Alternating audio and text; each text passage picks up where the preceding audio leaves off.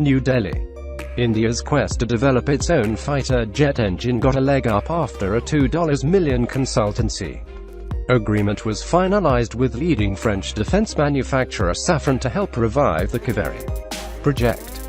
The project stalled in 2014 after the Kaveri gas turbine engine developed for combat planes and unmanned aircraft was unable to provide the required power thrust, a fact French experts expect to correct after study. Initial assessments by the French company show that 25 to 30% more work is needed for the Kaveri engine to be combat-worthy. A detailed joint development plan will be drawn up that could use offset credits. The obligation is 50% of contract cost, which translates to over €3 billion, coming from the Rafale fighter jet deal.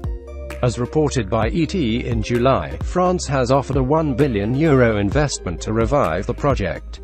Several rounds of discussions have already taken place since January between Safran, which has developed the M88 engines for Rafale, and Indian developers. Apart from the initial consultancy fees, India may not need to spend on development, as the French side has proposed to make the Kaveri flight-worthy within 18 months for integration into the Tejas light combat aircraft by 2020. The Indian Air Force is committed to buying at least 80 of the LCA-Mk-1A fighters that will meet high technical requirements than the version inducted this year.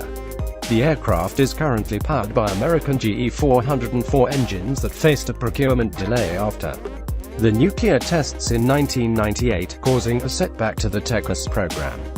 A joint working group on jet engine technology has also been formed with the U.S. under the Defense Technology and Trade Initiative (DTTI).